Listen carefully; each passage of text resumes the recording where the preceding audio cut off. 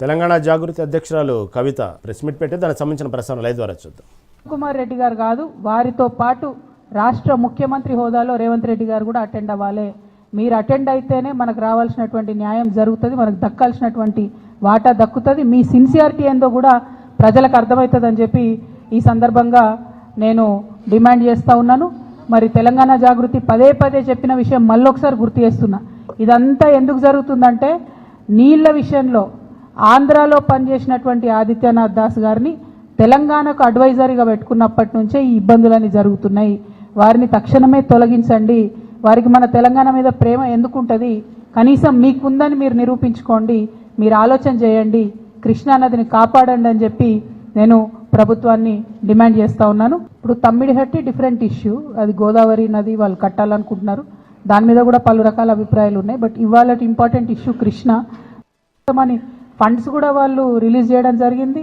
అదేవిధంగా land acquisition phase wise ఎట్లా చేస్తామని కూడా వాళ్ళు ప్రాపర్ ప్రణాళిక రూపొందించుకొని క్యాబినెట్ అంతా కూడా ఒక దగ్గర కూర్చొని చెప్పిన తర్వాత నిర్ణయం జరగలేదు అని చెప్పి ఇట్లాంటి మాటలు మాట్లాడడం నిజంగా కూడా మీ మహబూబ్ నగర్ బిడ్డలకు, నల్గొండ బిడ్డలకు వాళ్ళకు ద్రోహం చేయడం తప్ప ఇంకోటి కాదని చెప్పి నేను భావిస్తాను. ఇప్పుడు సీఎం గారు ఏమన్నారన్నది నాకు తెలియదు, కానీ తెలంగాణ ప్రజలు అనుకుంటున్న విషయమే కదా, అది తెలంగాణ ప్రజలందరూ గమనిస్తున్న విషయమే.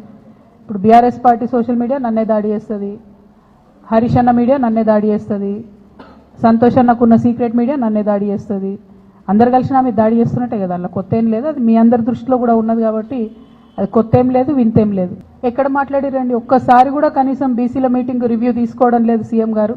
మేము పదే పదే కోరుతున్నాం, నిన్న కూడా మన తెలంగాణ జాగృతి నుండి కూడా మళ్ళీ చెప్పినాం మేము, మీరు కనుక తక్షణం నిర్ణయం తీసుకోకపోతే ఇక మంత్రుల ఇల్లు ముట్టడించుడు ఉంటుంది ఫస్ట్ ఫేజ్లో, ఇంకా కూడా నిర్ణయం తీసుకోకపోతే ముఖ్యమంత్రి గారి ఇల్లు కూడా ముట్టడించాల్సి వస్తుంది.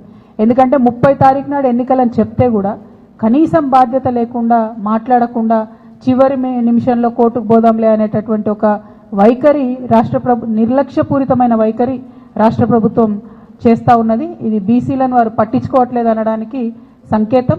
మా పోరాటం మాత్రం ఆగదు, ఖచ్చితంగా చాలా సీరియస్గానే ముట్టడి కూడా ప్లాన్ చేస్తాం. మరి వారు ఎందుకు డిలే చేస్తున్నారో నాకు తెలియదు, చాలా కారణాలు చెప్తా ఉన్నారు. ఆ కారణాలు నాకు అనవసరం.